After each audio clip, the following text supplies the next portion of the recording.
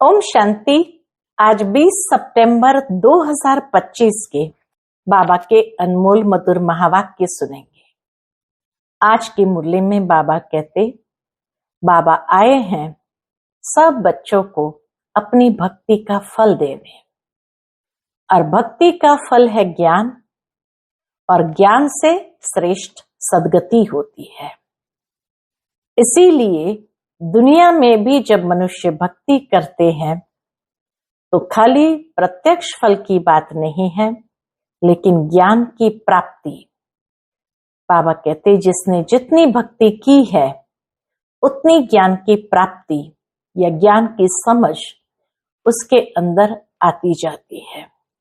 साथ ही बाबा कहते हैं, तुम बच्चे अपनी तकदीर को सदा श्रेष्ठ बनाओ। कई बच्चे हैं जो अपनी तकदीर को ही शूट कर देते हैं, चलते चलते बाप का बनकर सर्विस भी करते हैं, अपने पर दूसरों पर रहम नहीं करते हैं, तो अपनी तकदीर को शूट कर देते हैं। इसलिए बाबा कहते, बच्चे अंत तक सर्विस करनी है, अनेक आत्माओं पर रहम करना है, जिससे हमारी तकदीर बनती जाती। कैसे? दुआएं प्राप्त होती है तो तकदीर बनती रहती है। तो सर्विस न करना, दूसरों पर स्वयं पर रहम न करना, यह है तकदीर को शूट करना। सुनते हैं आज के बाबा के अनमोल मधुर महावाक्य। ओम शांति। मीठे बच्चे, बाप आए हैं तुम पुराने भक्तों को भक्ति का फल देने। भक्ति का फल है ज्ञान, जिससे ही तुम्हारी सद्गति होती है। आज की मुरली से प्रश्न है, कई बच्चे चलते चलते तकदीर को आप ही शूट करते हैं। कैसे? उत्तर, अगर बाप का बनकर सर्विस नहीं करते, अपने पर और दूसरों पर रहम नहीं करते, तो वह अपनी तकदीर को शूट करते हैं, अर्थात पदभ्रष्ट हो जाते हैं। अच्छी रीति पढ़े, योग में रहे तो पद भी अच्छा मिले। सर्विसेबल बच्चों को तो सर्विस का बहुत शौक होना चाहिए। तकदीर बनती है सेवा से। आज की मुरली से पहले गीत बजा है, कौन आया सवेरे सवेरे। ओम शांति। रूहानी बच्चे समझते हैं हम आत्मा है, न कि शरीर। बाबा ने आत्मिक स्मृति को जागृत कर दिया, और यह ज्ञान अभी ही मिलता है। इससे परमपिता परमात्मा से। बाप कहते, जबकि मैं आया हूं तो तुम अपने को आत्मनिश्चय करो। आत्मा ही शरीर में प्रवेश करती है, एक शरीर छोड़ दूसरा लेती रहती है। आत्मा नहीं बदलती, शरीर बदलता है। आत्मा तो अविनाशी है, तो अपने को आत्मा समझना है। यह ज्ञान कभी कोई दे न सके। बाप आए हैं बच्चों की पुकार पर। बाबा ऐसे नहीं आए, बाप आए हैं बच्चों की पुकार पर। यह भी किसको पता नहीं है कि यह पुरुषोत्तम संगम युग है। बाप आकर समझाते हैं कि मेरा आना होता है कल्प के पुरुषोत्तम संगम युग पर, जबकि सारा विश्व पुरुषोत्तम बनता है। इस समय तो सारा विश्व कनिष्ठ पतित है, उसको कहा जाता है अमरपुरी। जब पुरुषोत्तम बन जाता है उसको कहा जाता है अमरपुरी। यह है मृत्युलोक। मृत्यु लोक में आसुरी गुण वाले मनुष्य होते हैं, अमर लोक में दैवी गुण वाले मनुष्य है, इसलिए उनको देवता कहा जाता है। यहाँ भी अच्छे स्वभाव वाले को कहा जाता है। कोई बहुत अच्छे स्वभाव वाले होते हैं, मीठा बोलने वाले होते हैं, तो कहते ये तो जैसे देवता है। कोई दैवी गुण वाले होते हैं। इस समय सब है आसुरी गुण वाले मनुष्य, 5 विकारों में फंसे हुए हैं, तब गाते हैं इस दुख से आकर लिबरेट करो। कोई एक सीता को नहीं छुड़ाया, बाबा ने समझाया है। भक्ति को सीता कहा जाता है, भगवान को राम कहा जाता है। जो भक्तों को फल देने आता है, भक्ति है सीता, भगवान है राम। तो राम आकर भक्तों को भक्ति का फल देते हैं, तो भगवान आकर भक्तों को फल देने आते हैं। इस बेहद के रावण राज्य में सारी दुनिया फंसी हुई है। उन्हों को लिबरेट कर राम राज्य में ले जाते हैं। रघुपति राघव राजा राम की बात नहीं, वह तो त्रेता के राजा थे। अभी तो सभी आत्माएं तमो प्रधान जड़ीभूत अवस्था में है। सीढ़ी उतरते उतरते नीचे आ गए हैं, पूज्य से पुजारी बन गए हैं। देवताएं किसकी पूजा नहीं करते, वह तो है पूज्य। फिर वह जब वैश्य शूद्र बनते अर्थात द्वापर युग कलयुग में आते हैं तो पूजा शुरू होती है। वाम मार्ग में आने से पुजारी बनते हैं। पुजारी देवताओं के चित्रों के आगे नमन करते हैं। इस समय कोई एक भी पूज्य हो नहीं सकता। सब पुजारी अवस्था में ऊंचते ऊंच भगवान पूज्य, फिर है सतयुगी देवताएं पूज्य। इस समय तो सब पुजारी है। पहले पहले शिव की पूजा होती है, वह है अव्यभिचारी पूजा। वह सतो प्रधान, फिर सतो, फिर देवताओं से भी उतर जल की, मनुष्य की, पक्षियों की आदि की पूजा करने लग पड़ते। सतो प्रधान पूजा है एक परमात्मा की अव्यभिचारी पूजा। फिर धीरे धीरे देवताओं की पूजा शुरू की, फिर उससे भी नीचे उतरे और प्रकृति के पांचों तत्व की पूजा की। फिर पशु पक्षी मनुष्य की पूजा भी आरंभ कर देते हैं। तो बाबा कहे दिन प्रतिदिन अनेकों की पूजा होने लगती है। आजकल रिलीजियस कॉन्फ्रेंस भी बहुत होती रहती है। कभी आदि सनातन धर्म वालों की, कभी जैनियों की, कभी आर्य समाजियों की, बहुतों को बुलाते हैं, क्योंकि हर एक अपने धर्म को ऊंचा समझते हैं। बाबा कहे रिलीजियस कॉन्फ्रेंस होते हैं क्योंकि हर एक अपने धर्म को तो ऊंचा समझते हैं ना। हर एक धर्म में कोई न कोई विशेष गुण होने कारण वह अपने को बड़ा समझते हैं। जैनियों में भी किस्म किस्म के होते हैं, 5-7 वैरायटी होगी। उनमें फिर कोई दिगंबर भी रहते हैं। दिगंबर होने का अर्थ नहीं समझते। भगवान वाच है, अशरीरी आए थे, फिर अशरीरी बनकर जाना है। वह फिर कपड़े उतार कर दिगंबर बन जाते हैं। भगवान वाच के अर्थ को नहीं समझते हैं।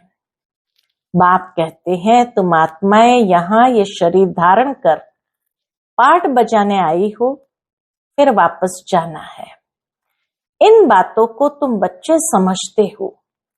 आत्मा ही पाठ बजाने आती है। झाड़ वृद्धि को पाता रहता है। नए नए किस्म के धर्म इमर्ज होते रहते हैं, इसलिए इनको वैरायटी नाटक कहा जाता है। वैरायटी धर्मों का ये नाटक है। वैरायटी धर्मों का झाड़ है। हर एक की अनेक ब्रांचेस निकलती है। मोहम्मद तो बाद में आए हैं, पहले हैं इस्लामी। मुसलमानों की संख्या बहुत है। अफ्रीका में कितने शाहूकार हैं। सोने हीरो की खानियां हैं। जहां बहुत धन देखते हैं तो उस पर चढ़ाई कर धनवान बनते हैं। क्रिश्चियन लोग भी कितने धनवान बने। भारत में भी धन है परंतु गुप्त। सोना आदि कितना पकड़ते रहते हैं। अब दिगंबर जैन सभा वाले कॉन्फ्रेंस आदि करते रहते हैं। क्योंकि हर एक अपने को बड़ा समझते हैं ना। ये इतने धर्म सब बढ़ते रहते हैं। बाबा कहते झाड़ के अंदर जितने धर्म है सब बढ़ते रहते हैं, कभी विनाश भी होना है, कुछ भी समझते नहीं। सब धर्मों में उच्च है तुम्हारा ब्राह्मण धर्म। सब धर्म में उच्च तो कौन सा है? एक ब्राह्मण धर्म ही है, जिसका किसको भी पता नहीं है। कलयुगी ब्राह्मण भी बहुत है, परंतु वह है कुक वंशावली ब्राह्मण। प्रजापिता ब्रह्मा के मुख वंशावली ब्राह्मण, वह तो सब भाई बहन होने चाहिए। अगर वह अपने को ब्रह्मा की औलाद कहलाते हैं तो भाई बहन ही ठहरे, फिर शादी भी कर न सके। सिद्ध होता है वह ब्राह्मण ब्रह्मा के मुख वंशावली नहीं है, सिर्फ नाम रख देते हैं। वास्तव में देवताओं से भी उच्च ब्राह्मणों को कहेंगे, चोटी है ना। ये ब्राह्मण ही मनुष्य को देवता बनाते हैं। पढ़ाने वाला है परमपिता परमात्मा, स्वयं ज्ञान का सागर। यह किसको भी पता नहीं है। बाप के पास आकर ब्राह्मण बन इतना ऊंचा चढ़ते भी है, फिर देखो तो कल गिर जाते हैं, शूद्र बन पड़ते हैं। पुराने संस्कार पलटने में बड़ी मेहनत लगती है। अपने को आत्मनिश्चय कर बाप से वर्षा लेना है। रूहानी बाप से रूहानी बच्चे ही वर्षा लेंगे। बाप को याद करने में ही माया विघ्न डालती है। बाप कहते हथकार डे दिल यार डे, यह है बहुत सहज। जैसे आशुक माशुक होते हैं तो एक दो को देखने बिगर रह न सके। बाबा तो माशुक ही है। आशिक सब बच्चे हैं जो बाप को याद करते रहते हैं। एक बाप ही है जो कभी किस पर आशिक नहीं होता, क्योंकि उनसे ऊंच तो कोई है नहीं। बाकी हाँ, बच्चों की महिमा करते हैं। तुम भक्ति मार्ग से लेकर मुझ माशुक के सब आशिक हो। बुलाते भी हो कि आकर दुख से लिबरेट कर पावन बनाओ। तुम सब हो ब्राइड्स, मैं हूं ब्राइडग्रूम। तुम सब आसुरी जेल में फंसे हुए हो, मैं आकर छुड़ाता हूं। यहां मेहनत बहुत है। क्रिमिनल आई धोखा देती है। बाबा कहते मेहनत भी बहुत है, क्योंकि परीक्षाएं भी बहुत आती है, और खास परीक्षाएं कर्मेंद्रिय की चंचलता की। तो क्रिमिनल आई धोखा देती है। सिविल आई बनने में मेहनत लगती है। देवताओं के कितने अच्छे कैरेक्टर्स हैं। अब ऐसा देवता बनाने वाला जरूर चाहिए ना। कितने अच्छे कैरेक्टर्स है, तो बाबा कहे ऐसा बनाने वाला भी चाहिए ना। कॉन्फ्रेंस में टॉपिक रखी है, उस समय कोई जैन धर्म की विशेष कॉन्फ्रेंस हुई होगी, तो उसमें टॉपिक रखी होगी मानव जीवन में धर्म की आवश्यकता। ड्रामा को न जानने कारण मूंझे हुए हैं। तुम्हारे सिवाय कोई समझा न सके कि मानव जीवन में धर्म की आवश्यकता क्या है। क्रिश्चियन अथवा बौद्धी आदि को यह थोड़ी मालूम है कि क्राइस्ट बुद्ध आदि फिर कब आएंगे। तुम झट हिसाब किताब बता सकते हो। इस बात का हिसाब किताब कि वो कब वापस आएंगे। तो समझाना चाहिए धर्म की तो आवश्यकता है ना। पहले पहले कौन सा धर्म था, फिर कौन से धर्म आए हैं। अपने धर्म वाले भी पूरा समझते नहीं है। योग नहीं लगाते। योग बिगर ताकत नहीं आती, जौहर नहीं भरता। बाप को ही ऑलमाइटी अथॉरिटी कहा जाता है। तुम कितना ऑलमाइटी बनते हो, विश्व के मालिक बन जाते हो। तुम्हारे राज्य को कोई छीन न सके। उस समय और कोई खंड होते नहीं। अभी तो कितने खंड है। यह सृष्टि चक्र कैसे फिरता है। 5000 वर्ष का यह चक्र है। बाकी सृष्टि लंबी कितनी है वह थोड़ी माप कर सकते हैं। धरती का करके माप कर सकते हैं, सागर का तो कर न सके। आकाश और सागर का अंत कोई पा न सके। तो समझाना है धर्म की आवश्यकता क्यों है। बाबा विचार सागर मंथन करते हुए हम बच्चों को भी उसी बात पर ले आते हैं कि धर्म की आवश्यकता क्यों है। उस पर तुम बच्चों को भी विचार सागर मंथन करके समझाना है। सारा चक्र बना ही है धर्मों पर। यह है ही वैरायटी धर्मों का झाड़। यह झाड़ है अंधों के आगे आईना। तुम अभी बाहर सर्विस पर निकले हो। आहिस्ते आहिस्ते तुम्हारी वृद्धि होती जाती है। तूफान लगने से बहुत पत्ते गिरते भी है ना। माया के तूफान बीच बीच में लगने से बहुत बच्चे गिरते भी है ना। और धर्मों में तूफान लगने की बात ही नहीं रहती। उनको तो ऊपर से आना ही है। यहाँ तुम्हारी स्थापना बड़ी वंडरफुल है। पहले पहले वाले भगत जो है उनको ही आकर भगवान को फल देना है। जिन्होंने सबसे पहले भक्ति आरंभ की उन्हों को ही भगवान को आकर फल देना है। कौन सा फल? अपने घर ले जाने का। बुलाते भी है हम आत्माओं को अपने घर ले जाओ। ये किसको भी पता नहीं है कि बाप स्वर्ग का भी राज्य भाग्य देता है। सन्यासी लोग तो सुख को मानते ही नहीं। वो चाहते हैं मोक्ष हो। मोक्ष को वर्षा नहीं कहा जाता है। खुद शिव बाबा को भी पाठ बजाना पड़ता है, तो फिर किसको मोक्ष में कैसे रख सकते हैं। शिव बाबा भी आते हैं पाठ बजाते हैं, तो बाकी आत्माएं पाठ से निकल जाए, ये कैसे हो सकता है। तुम ब्रह्मा कुमार कुमारियां अपने धर्म को और सबके धर्म को जानते हो। तुमको तरस पड़ना चाहिए, चक्र का राज समझाना चाहिए। बोलो तुम्हारे धर्म स्थापक फिर अपने समय पर आएंगे। समझाने वाला भी होशियार चाहिए। तुम समझा सकते हो कि हर एक को सतो प्रदान से सतो रजो तमो में आना ही है। अभी है रावण राज्य, तुम्हारी है सच्ची गीता जो बाप सुनाते हैं। भगवान निराकार को ही कहा जाता है। आत्मा निराकार गॉड फादर को बुलाती है। वहां तुम आत्माएं रहती हो। तुमको परमात्मा थोड़ी कहेंगे। परमात्मा तो एक ही है, ऊंचते ऊंच भगवान। फिर सब आत्माएं बच्चे। सर्व का सदगति दाता एक है। फिर है देवताएं, उनमें भी नंबर 1 है श्री कृष्ण, क्योंकि आत्मा और शरीर दोनों पवित्र है।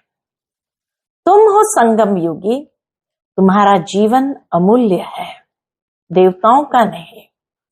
ब्राह्मणों का अमूल्य जीवन है। बाप तुमको बच्चा बनाए, फिर तुम्हारे पर कितनी मेहनत करते हैं। देवताएं थोड़ी इतनी मेहनत करेंगे। वह पढ़ाने लिए बच्चों को स्कूल भेज देंगे। यहाँ बाप बैठ तुमको पढ़ाते हैं।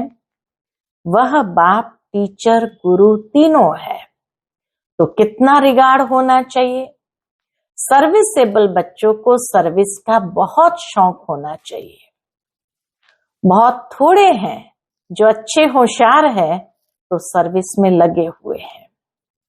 हैंड्स तो चाहिए ना सर्विस के लिए। बाबा जानते हैं हैंड्स तो जरूर चाहिए। लड़ाई के मैदान में जाने के लिए जिनको सिखलाते हैं उनको नौकरी आदि सब छुड़ा देते हैं। उन्हों के पास लिस्ट रहती है। फिर मिलिट्री को कोई रिफ्यूज कर न सके कि हम मैदान पर नहीं जाएंगे। ड्रिल सिखलाते हैं कि जरूरत पर बुला लेंगे। रिफ्यूज करने वाले पर केस चलाते हैं। यहाँ तो वो बात नहीं है। बाबा कहे यहाँ वो बात नहीं। यहाँ फिर जो अच्छी रीति सर्विस नहीं करते तो पदभ्रष्ट हो जाते हैं। सर्विस नहीं करते गोया आपे ही अपने को शूट करते हैं। अगर सर्विस नहीं करते तो जरूर है अपनी तकदीर को शूट करते हैं। पदभ्रष्ट हो जाता है, अपनी तकदीर को शूट कर देते हैं।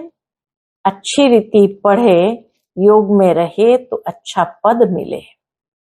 अपने पर रहम करना होता है। अपने पर करे तो दूसरे पर भी करे। जो अपना कल्याण करता है वो दूसरों का भी कल्याण करता है। बाप हर प्रकार की समझानी देते रहते हैं। ये दुनिया का नाटक कैसे चलता है, तो राजधानी की स्थापना होती है, इन बातों को दुनिया नहीं जानती। अब निमंत्रण तो मिलते हैं, 5-10 मिनट में क्या समझा सकेंगे, 1-2 घंटा दे तो समझा भी सकेंगे। ड्रामा को तो बिल्कुल जानते नहीं है। पॉइंट्स अच्छी अच्छी जहां तहां लिख देनी चाहिए, परंतु बच्चे भूल जाते हैं। बाप क्रिएटर भी है, तुम बच्चों को क्रिएट करते हैं, अपना बनाया है। डायरेक्टर बन डायरेक्शन भी देते हैं, श्रीमत देते और फिर एक्ट भी करते हैं, ज्ञान सुनाते हैं। यह भी उनकी ऊंचते ऊंच एक्ट है ना। ड्रामा के क्रिएटर, डायरेक्टर और मुख्य एक्टर को न जाना तो क्या ठहरा। अगर ड्रामा के क्रिएटर, डायरेक्टर, मुख्य एक्टर को न जाना तो क्या ठहरा। अच्छा, मीठे मीठे सिकिलते बच्चों प्रति माता पिता बाप दादा का याद प्यार और गुड मॉर्निंग। रूहानी बाप की रूहानी बच्चों को नमस्ते। हम सब रूहानी बच्चों की रूहानी माता पिता बाप दादा को याद प्यार, गुड मॉर्निंग और नमस्ते। नमस्ते, शुक्रिया बाबा, शुक्रिया। आज की मुरली से धारणा के लिए मुख्य सार है। पहली पॉइंट, इस अमूल्य जीवन में पढ़ाने वाले टीचर का बहुत बहुत रिगार्ड रखना है। पढ़ाई में अच्छा होशियार बन, सर्विस में लगना है, अपने ऊपर आप पे ही रहम करना है। दूसरी पॉइंट, अपने आप को सुधारने के लिए सिविलाइज्ड बनना है, अपने कैरेक्टर सुधारने हैं, मनुष्य को देवता बनाने की सेवा करनी है। आज का बाप दादा का मधुर वरदान हम बच्चों के प्रति है। रूहानी ड्रिल के अभ्यास द्वारा फाइनल पेपर में पास होने वाले सदा शक्तिशाली भवा। रूहानी ड्रिल के अभ्यास द्वारा फाइनल पेपर में पास होने वाले सदा शक्तिशाली भवा। जैसे वर्तमान समय के प्रमाण शरीर के लिए सर्व बीमारियों का इलाज एक्सरसाइज सिखाते हैं, ऐसे आत्मा को सदा शक्तिशाली बनाने के लिए रूहानी एक्सरसाइज का अभ्यास चाहिए। चारों ओर कितना भी हलचल का वातावरण हो, लेकिन आवाज में रहते आवाज से परे स्थिति का अभ्यास करो।